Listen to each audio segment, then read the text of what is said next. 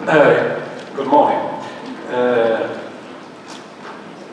I first want to thank the organizers for inviting me to South America. It's the first time I'm here. I dreamed already as a child, I dreamed of coming to South America. It took about over 50 years, but now I'm here. So, I'm going to speak a little about our service. I'm not going to use PowerPoint, but at the end of my presentation, you will see a video, 30 minutes long. So you will have something to look at that. So, I will tell you a little about our service here in Skåne, which we started in 1995. It has become well known all over the world, especially in connection with the UN Convention on the Rights of Persons with Disabilities. Our service is, for example, presented in the World Report on Disability, published by the World Health Organization and the World Bank in 2011. Article 12 of the CRPD clearly states that all forms of guardianship are against the Convention and should be abolished. For persons who have difficulties to express or communicate their decisions and wishes, the state should take appropriate measures to provide the support these persons may require in exercising their legal capacity. This means that decision-making shouldn't be taken away from them and handed over to another person, such as a guardian.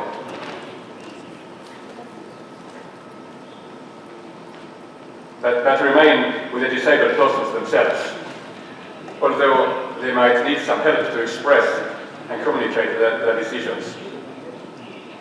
Substituted decision-making should be abolished and replaced by supported decision-making. The personal ombudsman is a concrete example of supported decision-making. There is a great interest in our service now, when many countries are considering the option of abolishing the old guardianship systems and replacing it with some form of supported decision-making. In January 2006, I presented here in Skåne in the UN headquarters in New York. I took part in the work of the convention as a lobbyist, but we also had some seminars in the break with the morning session and the evening session, and then I presented this together with some other examples of supported decision-making. Since then, I have presented it at conferences in 14 countries, in some of them several times. But our service started 10 years before the UN Convention was adopted, in another context, namely the experience of us who are users and survivors of psychiatry, and our ideas on the support we think we might need in certain situations. The Swedish system with personal ombudsman came out of the Swedish psychiatric reform in 1995. The aim of this reform was to rectify some of the problems that had arisen when the old mental hospitals were closed down during the preceding 25 years. Today, many Swedes think that the system with locking huge numbers of people up in mental hospitals is a very old system, but it's not. In the year 1850, there were only 800 psychiatric patients in mental hospitals in Sweden. 50 years later, in the year 1900, the number had risen a little to 1,000 patients. In the 20s, the total number of psychiatric patients in mental hospitals in Sweden was 4,000. Then the number grew rapidly and reached its peak in 1967, when there were 37,000 psychiatric patients in mental hospitals in Sweden. The politicians understood then that there was something fundamentally wrong with this asylum system. The mental hospitals were never meant to become depots for huge numbers of persons with mental health problems. They were meant as a place for persons to stay for a short period for treatment before they were sent back to society. but instead the mental hospitals became confinements for huge numbers of persons, and many of them staying there for the rest of their lives. The politicians understood that something had to be done. Those big institutions were cruel, inhuman places. Instead of helping persons with their mental health problems, those institutions just created lifelong confinements and permanent disabilities. In the 70s, the process of closing the mental hospitals started in Sweden, but the social services in the municipalities weren't prepared for this.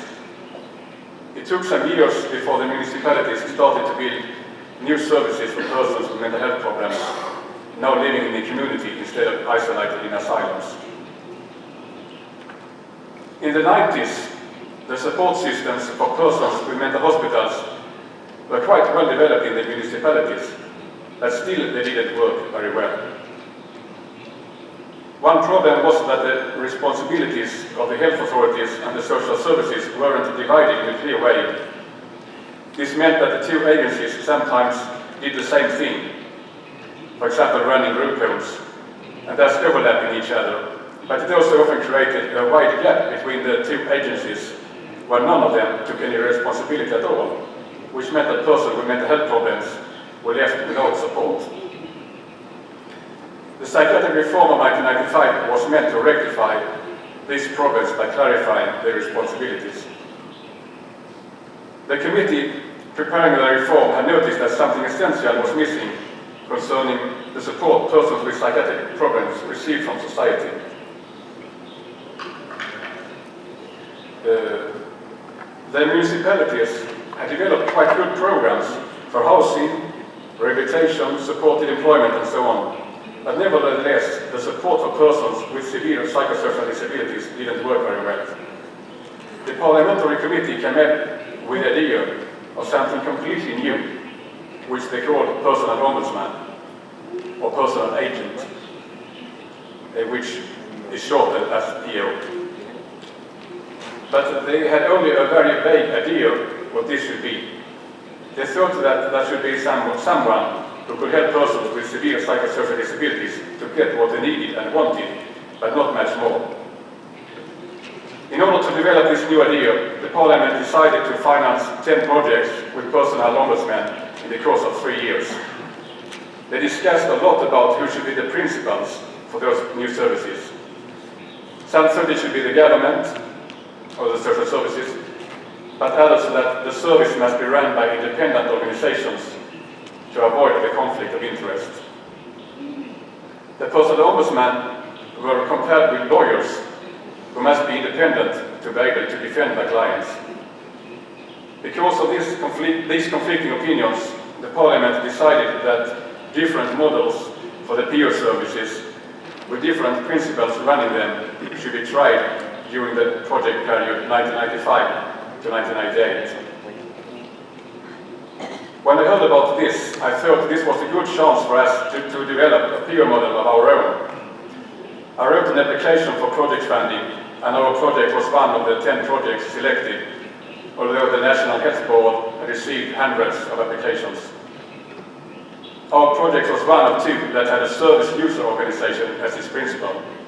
All the other projects were run by local governments. The project period 1995 to 1998, which was researched thoroughly by 2 researchers appointed by the National Health Board, showed extremely good results, both in qualitative and quantitative outcomes. Actually, this project was the only element of the psychiatric reform of 1995 that could show any success at all. This led to a decision by the Swedish Parliament in the year 2000 to support the development of personal ombudsmen in the whole country, still with different principals running the services, as the Parliament still couldn't decide which model was the best. Now, 15 years later, we have in Sweden 310 personal ombudsmen that provide supported decision-making for more than 6,000 individuals. 245 municipalities, which is 84% of all municipalities in Sweden, include personal ombudsmen in their social service system. And in 2030 we got a new regulation that includes the PO system in the regular welfare system. The PO system is actually also saving huge sums of money for the government. Studies show that PO operations reduce costs by approximately 80,000 euro per assisted person over a 5-year period. For every €1 the government spend on the PO system, they gain 17 euro. So it's also good business. The municipalities can choose to run the PO services themselves or contract some NGO who run it for them. We think it's important that the PO service is independent from the government to avoid conflicts of interest and to gain trust from the persons who need the service most. Our service, PO Skåne, is an NGO who operates on contracts with 15 municipalities in the province of Skåne. This makes our service much bigger than the local ones that are run by only one municipality itself. So our service is, the principles of our service is the user organization in this province, Skåne, together with the family organization of the same province. So we elect the board and make the decisions.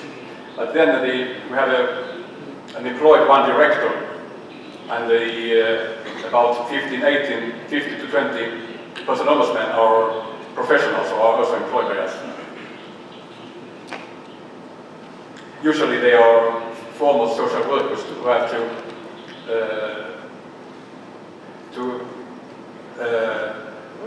and learn their own profession to be able to perform this new profession. Some of them are also, some lawyers are also employed in this position. So now I will tell you a little about how our PO work in practice. As the time is short, I will use bullet points to address the main features of the service. First, the definition. A personal ombudsman is a professional, highly skilled person who works to 100% on the commissions of his clients only.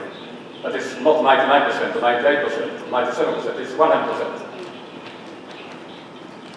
The PO is in no alliance with psychiatry or the social services or any other authority, and not with the client's relatives or any other person in his or her surroundings. The PO does only what his client wants him to do. As it can take a long time, sometimes several months, before the client knows and dares to tell what kind of help he wants, the PO has to wait, even though a lot of things are chaotic and in a mess. So that is one of the things we have to teach the new POs, that to wait, because they often want to do things very quickly. We tell them, what do you do if you come into an apartment and everything is in a mess? Don't start doing anything. Or if you come into an apartment when it's empty and they cook tea on the floor and I offer you a cup of coffee. You shouldn't stop that.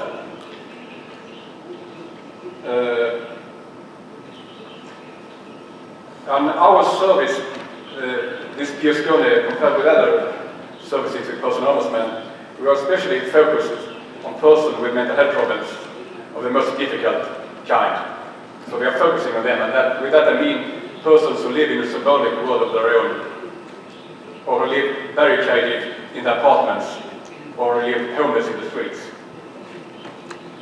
So we are trying to develop a way to work to reach these groups of people, because these are people who usually don't ask for the service themselves. So you have to go out and find them, and then start a dialogue and start a communication and ask them if they want to have a service. And you have to be very creative to develop ways to work with them. So in our service with personal ombudsmen, the most important thing has been to develop ways to work which are adjusted to this special group of persons with mental health problems of the most difficult kind. In other projects, it is usually the clients who have to adjust themselves to a bureaucratic system, that we work in the opposite way. The POs have to be very flexible, creative, and unconventional in finding ways to work with this group of people. I will briefly introduce some preconditions which we think are necessary if you really want to reach these persons and practice supported decision making with them. So this is how we work in Jesperson. The PO doesn't work Monday to Friday, but office hours only. The week has 7 days and each day 24 hours. And the PO must be prepared to work at all of these various hours because the client's problems are not concentrated to office hours. And some clients are more easy to contact in evenings and weekends. The PO has to work 40 hours a week, but makes up a flexible working scheme every week, according to the wishes of the clients. The PO in our service hasn't got any office, because office is power. The PO works from his own home with the help of telephone and internet, and he meets his clients in their home or at neutral places out in town. The PO works primarily according to a relationship model. As many clients are very suspicious or hostile or hard to reach because of other reasons, the PO has to go out and find them where they are, and then he or she has to try to reach them through several steps. 1. Making contact. 2. Developing a communication. 3. Establishing a relationship. 4. Starting a dialogue. 5. Getting permissions. Each of these steps can take a long time to realize. Just to get contact can sometimes take several months. It could mean going out and start talking with a homeless psychotic person in the park, or talking through the mailbox with someone who lives very barricaded. I remember one example, this latest. There was a woman who was totally barricaded in her apartment, and nobody had any chance to reach her. She didn't open the door, not for the social service, not for anyone. And she didn't open for the person ombudsman either. So for the first weeks, the person ombudsman had to lie down on her knees and talk through the mailbox. And the woman, she wanted to have a person ombudsman, so she was answering and having a dialogue. But it took some weeks, talking through the mailbox. But after some weeks, she opened the door, and the person ombudsman could step in and sit down on a stool just inside the door. But nobody else had ever come into her apartment. But she opened it freely to her after some weeks. I also remember about a homeless man who was sleeping at the bench outside the regional state authorities, just outside the building. And for many weeks, and nobody had any chance to have any communication with him. He didn't answer, so they didn't even know if he could understand Swedish, because he didn't answer anyone at all. He just was lying there. Then the person ombudsman, a woman, she tried to contact him. He didn't answer her either. But then she found the idea that she saw that he was picking empty cans, tins. So she started to do the same. So the person ombudsman went around picking up empty tins while he was laying. And then he became very interested and started to talk with her about this picking the tins. And then she asked if he wanted her to buy a social him, and he said yes. So they started the dialogue in that way. You have to find the ways how to reach people if they are hard to reach. Well, there should be no bureaucratic procedure to get a person ombudsman. If a form had to be signed or an admission note to be necessary, many psychiatric patients would back out and not get a PO, and it would probably be the persons who need a PO at most. Sometimes you need a PO to get a PO. It's a bit, actually you have to, so that is why we have to go out and find them. To get a PO from Jesperson doesn't involve any formal procedure. After a relation is established, the PO just asks, do you want me to be your PO? If the answer is yes, the whole thing is settled. And it could be cancelled just as easily. I said, I don't want you anymore, or I want somebody else. The PO should be able to support the client in all kind of matters. The priorities of the clients are usually not the same as the priorities of the authorities or the relatives. According to our many years of experience, the client's first priorities are usually not housing or occupation, but existential matters like why should I live? Why has my life become a life for a mental patient? Have I any hope for change? Or about sexuality, which is a huge issue which is never discussed in psychiatry. Every patient are occupied with this, but nobody talks about it. And problems with the relatives. And that could be problems in both ways. There are clients who want to get rid of the relatives. One client told the PO, the first thing you should help me is to say that nobody in my family could enter my apartment anymore. They should stop here at the door. But it's also the opposite. It's also clients who have lost the contact with their relatives and want to have help to reunite with their families or their relatives. So it's in both ways. The PO must be able to spend a lot of time talking with their clients also about these kind of issues and not just fix things.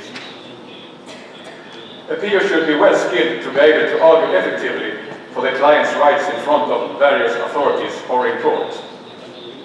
All POs or POs going to have some kind of academic degree from a university or some similar education. Most of them are trained social workers, but some are lawyers and some have other specialized training.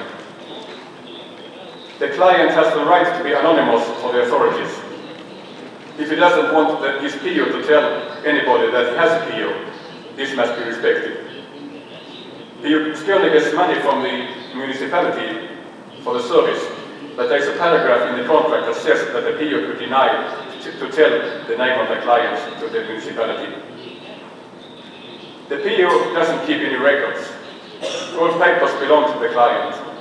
When their relationship is terminated, the PO has either to give all papers to the client or burn them together with the client. No paper and no notes will remain with the PO. So, now I think I could try to get the video on. If somebody could help me. Now they are here. Oh, right. Because I don't know where it is. It is a bit sour.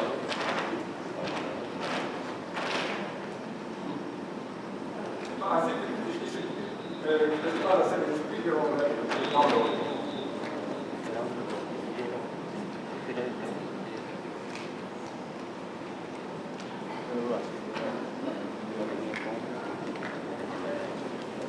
Crystal Valley is here.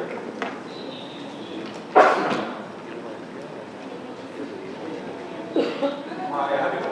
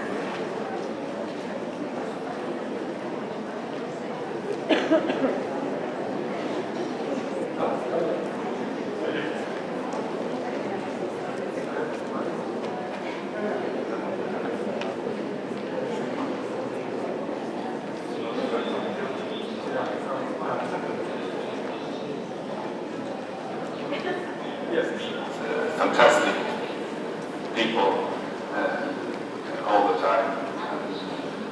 It's fun to fight for something good, and I think it's a very special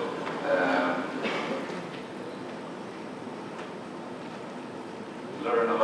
you meet fantastic people all the time. And it's fun to fight for something good. And I think it's a very special, as everyone who works in psychiatric things or in social service, everyone wants to do good, but I think this is the only work that you can have that you actually go from your home in the morning and you only do good.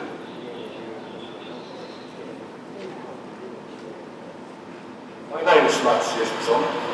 I'm a psychiatric survivor. 20 years ago, I've been for 2 years in the government hospital. But I killed myself. I was never a psychiatrist. For me, it was something which suited very well my own experience in what you need. You need a person, one person who is very close to you and who is 100% on your side. Not 98%, not 99%, but 100%, completely.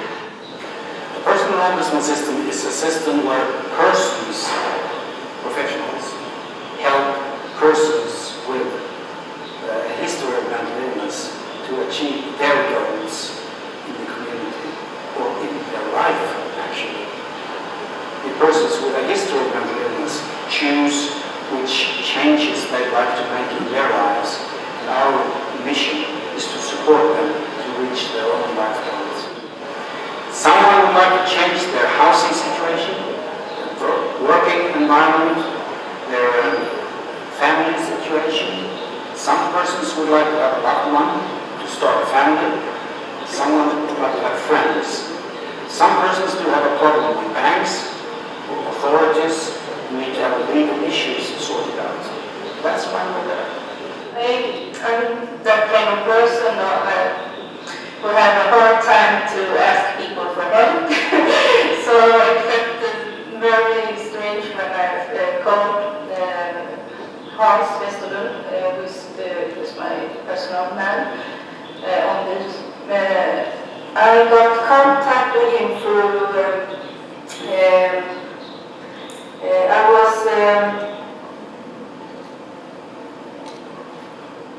from the psychiatry, but when you are in North, I had a period and everything was a mess with studies, income, everything, because when you study, you don't have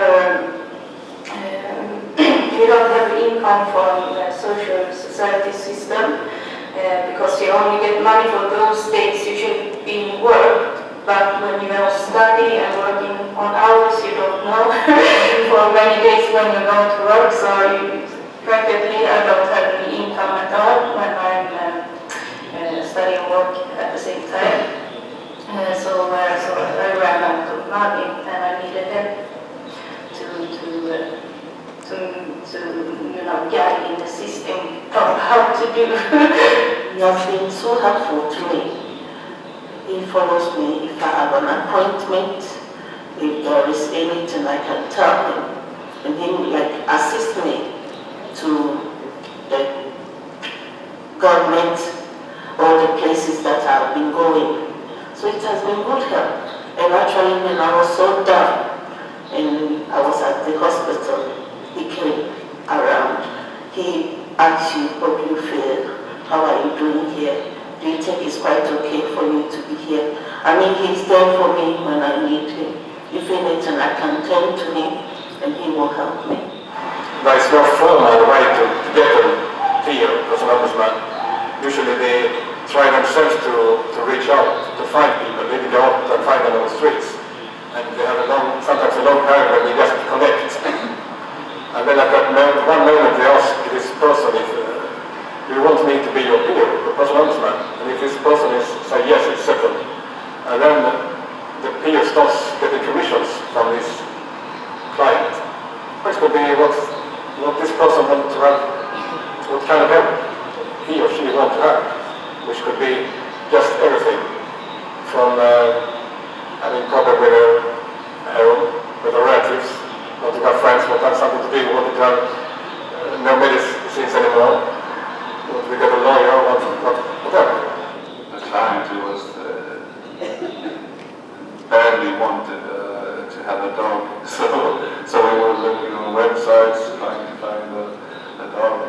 was so sick, and my children were dead.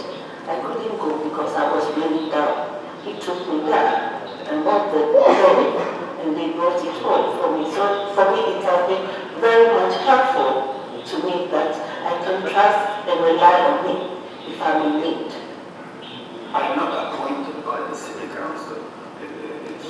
It's always on trust. So if she wants my help, I help her. So I have no authority to do anything against her will. And I don't do anything against or behind her back. So it's all open. It made me feel, I've become too trusting, and I sometimes have hard to trust other people, especially when they're supposed to help me. Yeah, when we started it in 1995, it was before this Convention on Human Rights, the UN Convention.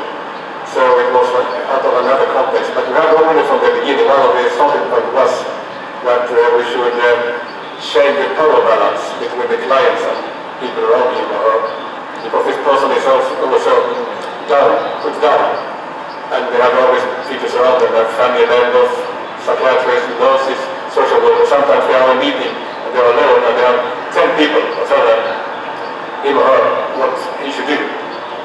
So one of the ideas from Dina was to help a little to change the power balance so there's more power to the client. And later when I was taking part in this preparing of the convention, this came up this concept of supported decision making around 2005-2006, and we saw immediately this fit into this concept, which means that it's that we don't take the decision making away from the person. It stays there, it remains there, but the person might need some help to express, to formulate in words, first of all, what they want, and to communicate it sometimes to others. No, he does not make any decision, but he helps me or supports me in the decisions that I want to take. The difference between the guardian and the personal ombudsman is that the guardian is taking the decision making away from you. So the decision making is not staying in you, it's taking away and placing it on another person. And this person makes decisions. He can make decisions against your own will. Usually you should have a conversation, of course, but he can make decisions totally opposite in a way. So that is the difference. But when you have a personal ombudsman, the decision making is staying with the person, like this. And the personal ombudsman is just supporting this person to formulate it, or to communicate it. The basic idea of guardianship is that you appoint a person who takes decision for the third person. So if you have a psychosocial disability, guardianship, the guardian is the one who takes all the decisions for you. You cannot take any decisions yourself. The evidence that is out there when you talk to people that have been under guardianship shows a lot of negative effects. Is being deprived of all your decision-making authority it's very disempowering. It's a feeling of helplessness, it's a feeling of not having any control of your life, which is not very beneficial if you're already, especially if you're already not feeling well. Support decision-making is very much as it sounds, so you get support to make decisions. So the big difference between guardianship and supported decision-making is that the decision stays with the individual. So what the supporter does is not making decisions for someone, but actually helping the person, enabling the person to make decisions, him or herself. Traditional mental health services constitutes by a group of professionals, in most systems nowadays, well-meaning persons, trying to define services for a group, target group, what they want, and then we try to identify and formulate and create an environment for them. But like personal ombudsman, we don't do that for them, we do it with them. We ask persons, what do you want? And it's not a group journey, it's an individual journey. Each individual counts. Sometimes for me, because I can never make a decision against the will of my client. And of course, sometimes it can be a bit frustrating when I think, oh, I know what this person needs, but they can't decide. But then again, everyone else is working against my clients, and then I can, someone can be on the side of the clients. And yet in this 2 years that I've been working with this, I have never worked with a person who is not able to, everyone knows what they want, and a lot of them know how to get there. Me and my personal ombudsman, we didn't have any rules because we were reasonable persons. I felt I had the power to say anything I wanted to. So sometimes after a couple of years with the personal ombudsman, it often is a process where change is taking place within the client. Suddenly, quite suddenly, when this person steps out of the old way of behavior and is in control of the life again, it's something that just happened by itself. The outcome is extraordinary. I mean, both in qualitative terms, in economic terms, and also in qualitative terms. And many people have changed their lives completely. Recovery is a personal and unique experience, and no one can arrange a recovery service. But what we can do with personal ombudsman and other services is to promote the individual recovery. The first thing that happens when you get a personal ombudsman usually is that you almost doesn't need any psychiatric treatment anymore. It's not done immediately like that. So it's very little guys in hospital anymore. Recovery means to me to be able to go back to what you're supposed to do. I was sometimes when people think people with mental illness, they are not able to work at all. And I always say that work is the most important thing you can do in your work if you are able to. Can't you just work some few times a week? Well, that's okay, but it's very important to be part of something and feel that you have a value. Every euro we spend on the personal ombudsman, we save 17 euro for the state, for the government. So it's really an economic gain. I have knowledge from my ombudsman. Without him and what he taught me, I wouldn't be able to do it by myself now.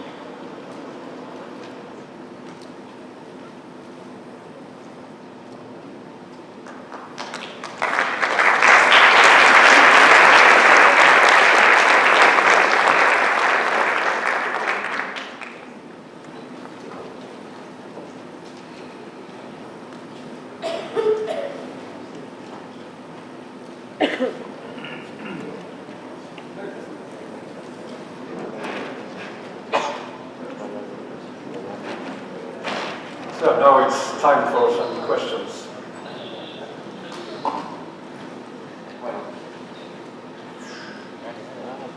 ¿Aló? La primera pregunta es si en Chile no tenemos ley de salud mental. Seguimos basados en el modelo biomédico. Las buenas prácticas seguimos siendo bonitas, pero la lógica es seguir siendo cantidad versus calidad. El Plan Nacional de Salud Mental y Psiquiatría sigue siendo válido para las clínicas. ¿Cómo hacemos para que nuestras políticas públicas consideren la lógica de vivir bien, que consideren la felicidad como un modelo de acción? Esta pregunta es del equipo Alcino.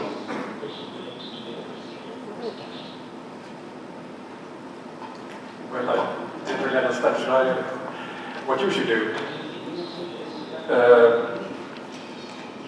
well, we are stuck in the biomedical model in Sweden too. We have closed the mental hospitals, but we have still a lot of psychiatric wards in general hospitals, a lot of nursing homes and a lot of other things. And people got stuck there for, that is one of the things I'm working with. Otherwise, on Article 19 of the Convention, that the institutionalization, which is the Article 19, doesn't mean a new institutionalization out in society, because that's often happens. I mean, instead of having people in one place in a hospital where you're sleeping in a ward, you go to the occupational therapy, and you go to social therapy and so on. You spread it out in the town, so you sleep in one home and you travel a bit to occupational therapy. Then it's much the same, although it's geographically located, because institutions is not about buildings, it's about social structure. So that is something you should really observe, that we are not building new institutions. And small nursing homes could be even worse than the big hospitals, because you are so isolated with few nurses there. So this is one process where we are continuing to fight for. But I think this kind of services, like the personal ombudsman, it's very easy to start. It's not like nothing complicated. When I talk about it in different countries, people are often very enthusiastic about it. I remember that when I presented it in Lisbon, there was an elderly psychiatrist. He was so enthusiastic, so he stepped in front of the audience and said, "This is revolutionary, this is earthquaking." And then often have these responses, but then nothing happens. They're talking about that you start something like this in countries after country. But what you need is really some person who just do it. And I often tell them that you just doesn't have to build the whole ship before you put it to the sea. Put the ship into the sea and you can rebuild it while you are sailing. Otherwise you will never get started with anything. And start, for example, with asking for money from some national body for some pilot project. You don't have to start with a huge system at once. Start with some pilot projects. There is always money for that. I mean, every country could fix some money for some small projects to start with and to investigate. And then by trial and error, how to develop it. So I just started. Bien. La siguiente pregunta es, ¿cómo se prepara para establecer esa relación asistente-cliente para controlar el vínculo emocional que puede generarse? En términos de dependencia, para estos clientes no solo se apoyen para tareas, sino que se involucren emocionalmente. ¿Hay una preparación especial para los asistentes?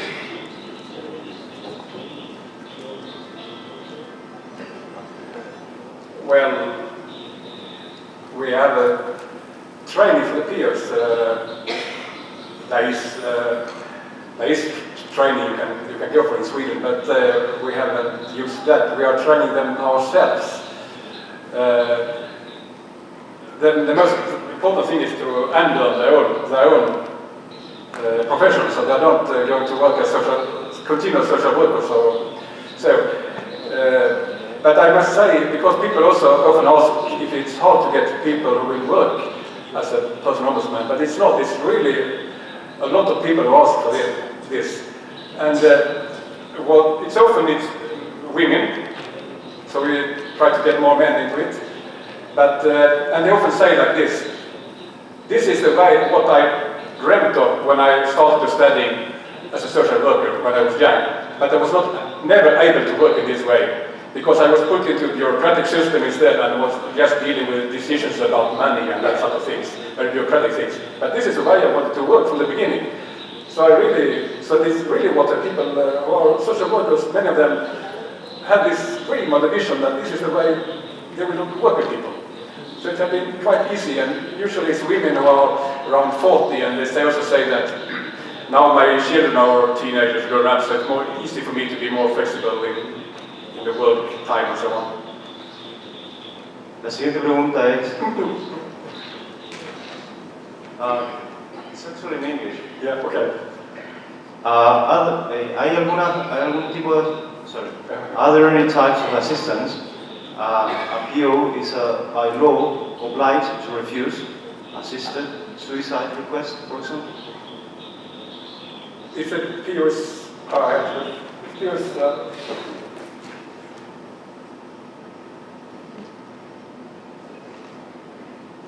no, that's not in the law, but we have this situation that the POs, they are not slaves. They are not slaves to the clients. They are also persons with an integrity and moral and ethic and integrity.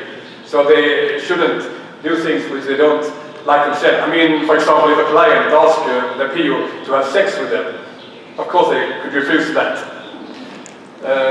And also about suicide, because that has happened. There was one client who asked a PO to stay with her when she was committing suicide, because she didn't want to be alone when she was committing suicide. She wanted the PO to sit at the side of the bed, and she took a lot of pills. And the PO was very confused about how to do, and in the end asked her boss, the chief, how to do, and of course he told him that you couldn't do that because it's against your own ethics. So the only thing that they can refuse, and that is by the law, is the only one thing. It's when the clients and children are in a danger or in bad condition. Then the PO must report this, although the client doesn't want it. It's the only instance, and that is in the law. Everybody who see children in danger has to report it. About suicide, I am confronted with that very much myself, because people told me when they or meet me when talking about when they're committing suicide, I have stopped it, actual situation, and I have my own principle about this is that I tell our members, if you want to commit suicide, don't tell me about it. You can do it, whatever, because it's not. But if you tell me, I will do everything I can do to stop it, because you're putting a burden on me. I will continue to live with this burden that I haven't done anything. So then I do it out of my own interest. I stop you. I even knock you down, if it's so. So if you don't want to do it, you can do it, because nobody can stop you. But don't tell it to me. La siguiente pregunta. ¿Cuáles serían los indicadores que deberían considerar para saber que ya no es posible obtener su voluntad en una persona con discapacidad intelectual severa? If there is, I said at the beginning.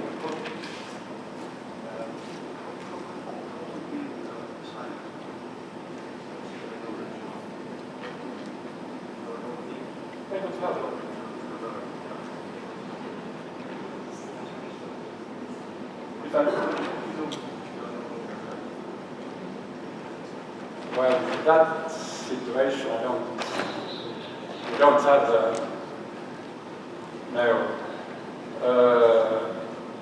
There's no, everybody can have a fear. And I mean, you just have to adjust to this person.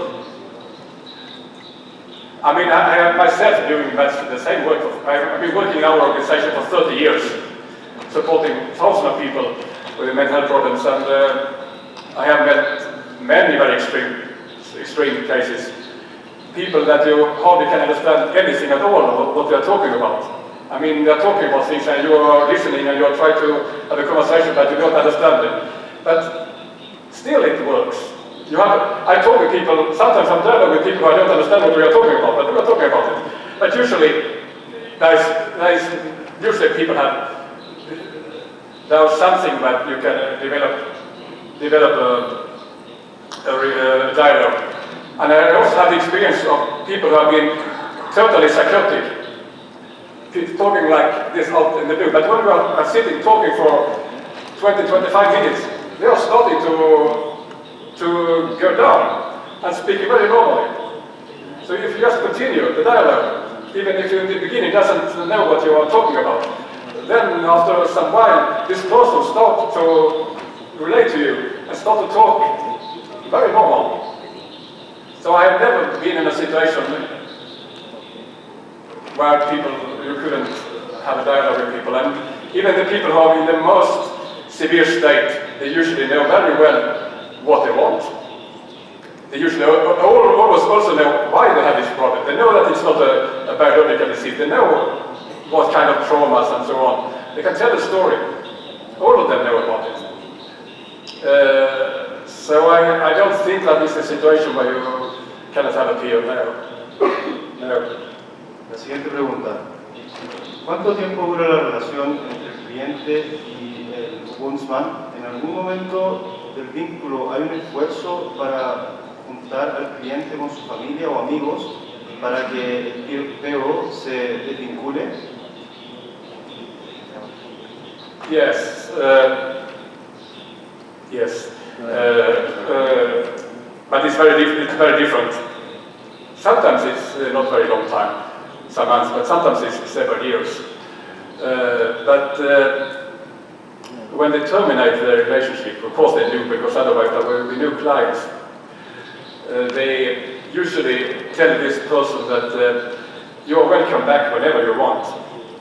So they are not cutting it off completely. If that person, if 1 or 2 years later, want to come back, it's open, so they don't have this feeling that they are just cut off.